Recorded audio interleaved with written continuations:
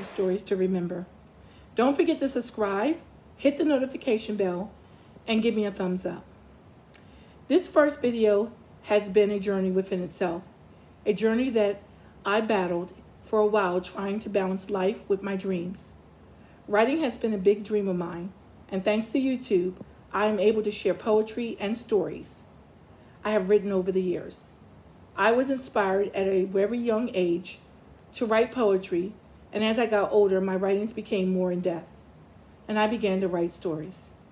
My plan is to post 2 to 3 times a week, and after a month, I'm looking to add incentives to my channel to inspire others to express themselves during these trying times.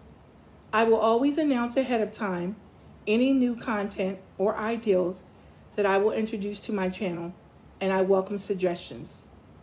To begin, I will read 2 poems I wrote while back, and I will finish today with a story that I wrote in college. Sit back and relax yourself and mind and allow my poetry and stories to take you to a soothing place where just for a moment, everything is just the way you like it. The first poem I'm going to read is called, "And Then He Sent Me You." We have so much in common. I know you are a gift sent down to me from God above to give my life a lift. Your kisses and the way you look at me let me know that there is so much more to this. I talk to you like no one else. You've helped me to see that God is always on my side. You have filled a void and no one else will do. I am so glad that God saw my need and smiled at me, and then he sent me you.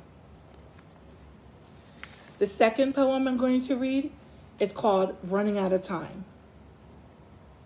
The days seem shorter and my nights are way too long. I look in the mirror at hair that was once long and black. It has tinges of gray peeking through. A forgotten chore, a forgotten bill. Where has all my time gone?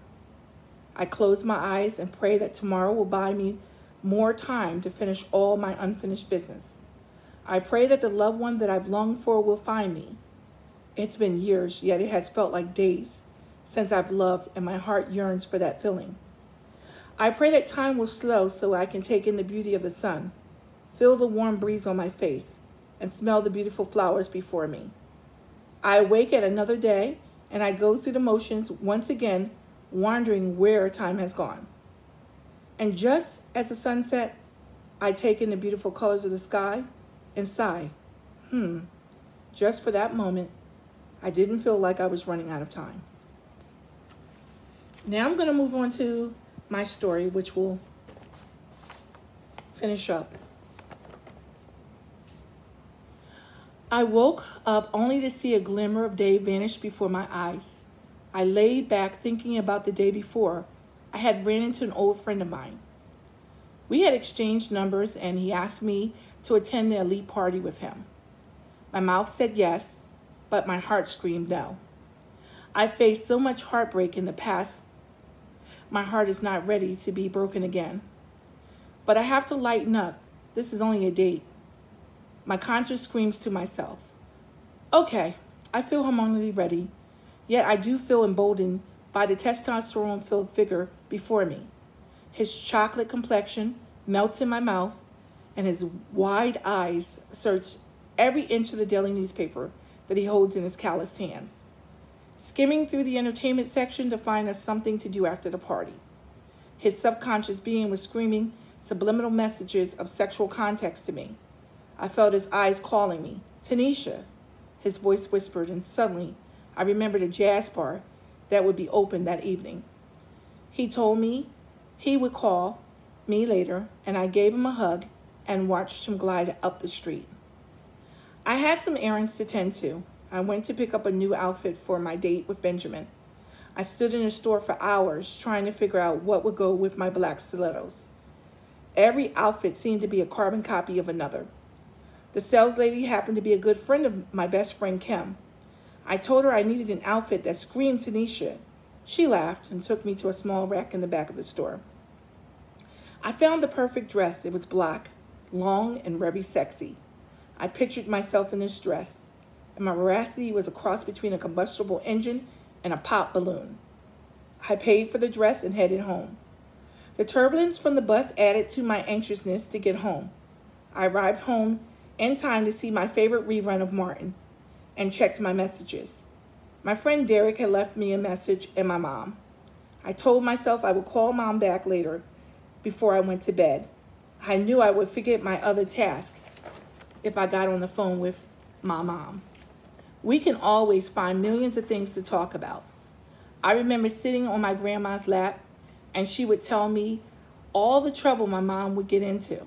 She would say, someday you'll grow up and have kids and your kids will have kids and you'll be able to tell them what your kids did.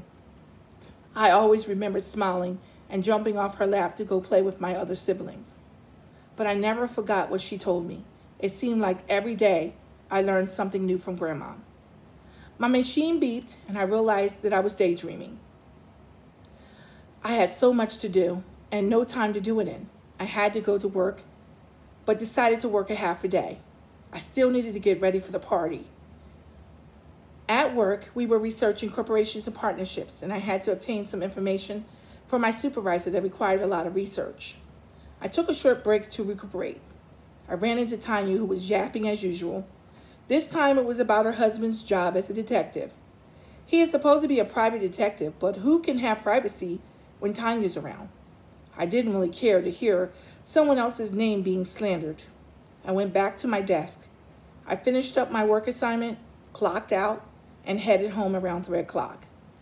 At 4 o'clock, I was supposed to meet my girlfriend, Trina, for an early light dinner and to allow her to release all her problems from work on me. She says that I seem to give good advice. I only wish my advice would work for me. She met me at Hard Rock Cafe, where I ordered a New York-style steak and baked potatoes. She had clams and oysters. We talked a total of 2 hours and split the check, and I headed home. Benjamin had already left me a message on my machine that he would be there at 7 p.m. I dreaded this party and hoped it would end quickly. While I was dressing, I hoped that we would at least match. He arrived on time at 7 p.m.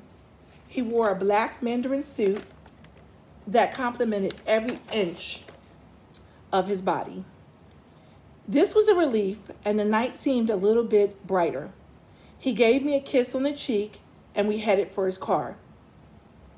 He surprised me with a limousine ride to the party. The party turned out to be better than I expected. I assumed it to be a snub-nosed affair, but to my surprise, everyone was dancing the night away. They served appetizers and a small entree, which was very tasty. I was happy about this part since I had eaten earlier. Benjamin asked me to dance and swept me off my feet. I felt like a Cinderella at the ball. We danced for hours until my knees felt weak and I felt dreamy. He whisked me up and out the door to the limousine. We left the party and the driver took us to Penn's Landing. It was a warm night and a gentle breeze filled the air with a hint of the Paul Sebastian cologne he wore. I looked and smiled into his eyes, and I felt like this was the moment I've longed for. He bent down and kissed me gently. We walked over to a bench at the water bank, and I laid in his arms and dreamt the night away. Thank you for taking time from your busy day to stop by and listen to my poetry and stories. As I mentioned in the beginning, please don't forget to subscribe, click the notification bell, and give me a thumbs up. Until the next time, have a productive day or evening.